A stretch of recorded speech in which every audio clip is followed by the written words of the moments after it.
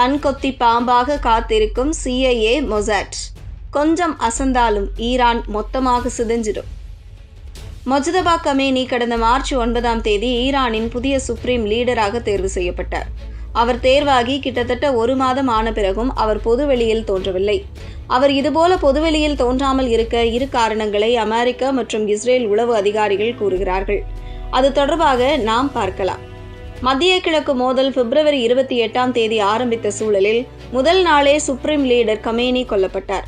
அமெரிக்காவும் இஸ்ரேலும் இணைந்து நடத்திய தாக்குதலில் கமேனி கொல்லப்பட்டார். தலைமை இல்லாமல் ஈரான் தடுமாறும் என நினைத்தபோது ஈரான் திருப்பி அடித்தது தனிக்கதை. அதற்கு நடுவேதான் கமேனி மறைவைத் தொடர்ந்து அவரது மகன் மொஜ்தபா கமேனி ஈரானின் புதிய சுப்ரீம் லீடராக மார்ச் 9 அதிகாரப்பூர்வமாக அறிவிக்கப்பட்டார். இருந்தபோதிலும் இதுவரை அவர் பொதுவெளியில் தோன்றவில்லை. அமெரிக்கா மற்றும் இஸ்ரேல் இணைந்து நடத்திய தாக்குதலில் ஏற்கனவே மொஜ்தபா கமேனி தனது தந்தை, மனைவி மற்றும் மகனை இழந்துவிட்டார். இவர் மட்டுமே தப்பி பிழைத்திருக்கிறார். இவர் இதுவரை பொதுவெளியில் தோன்றவில்லை. அமெரிக்கா தாக்குதலில் இவர் படுகாயமடைந்துள்ளதாகவும் ரஷ்யாவில் சிகிச்சை பெற்று வருவதாகவும் சொல்லப்படுகிறது. இருப்பினும் இவர் எங்கு இருக்கிறார், எவ்வளவு காயம் என்பது தொடர்பாக உறுதியான தகவல்கள் எதுவும் இல்லை. எப்போதுமே எவ்வளவு இக்கட்டான சூழல் என்றாலும் அலி கமேனி பெர்ஷிய புத்தாண்டு நாளில் மக்களிடையே உரையாற்றுவார். இந்த ஆண்டு மார்ச் 20 பெர்ஷிய புத்தாண்டு கொண்டாடப்பட்ட நிலையில் புதிய சுப்ரீம் லீடர் மொஜ்தபா கமேனியும் தனது தந்தை போல உரையாற்றுவார் என்றே பலரும் எதிர்பார்த்தனர். குறிப்பாக அமெரிக்காவின் CIA மற்றும் இஸ்ரேலின் மொசாட் உள்ளிட்ட சர்வதேச உளவு அமைப்புகள் மொஜ்தபா வீடியோ வந்தால் அதை வைத்து அவர் இருப்பிடத்தை கண்டுபிடிக்க கண்கொத்தி பாம்பாக காத்திருந்தது. இருப்பினும் அவர் வீடியோ எதையும் வெளியிடவில்லை. அவரிடமிருந்து ஒரு எழுத்துப்பூர்வ அறிக்கை மட்டுமே வந்தது. இது அவரது இருப்பிடம் மற்றும் உடல்நிலை குறித்த மர்மத்தை அதிகரித்தது. இடையில் அவர் உயிரிழந்து விட்டதாக எல்லாம் கூட தகவல் பரவியது.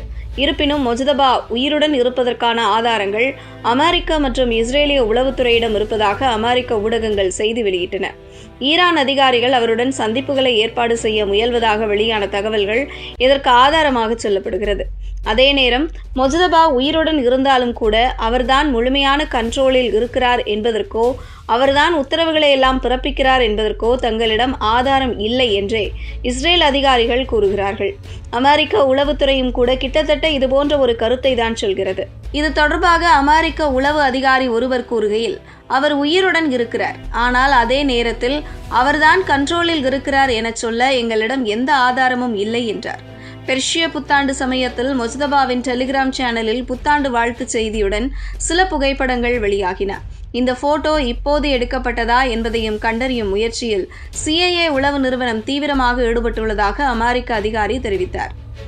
ஆக மொத்தத்தில் மொஜ்தபா பொதுவெளியில் தோன்றாதது ஒரு மர்மமாகவே இருக்கும் நிலையில் இதற்கு 2 காரணங்கள் இருக்கலாம் என அதிகாரிகள் கூறுகிறார்கள். ஒன்று, முன்பு சொன்னது போல பாதுகாப்பு காரணங்கள். அப்படி இல்லை என்றால் அவரது காயம் மோசமாக இருக்கலாம் என கருதுகிறார்கள்.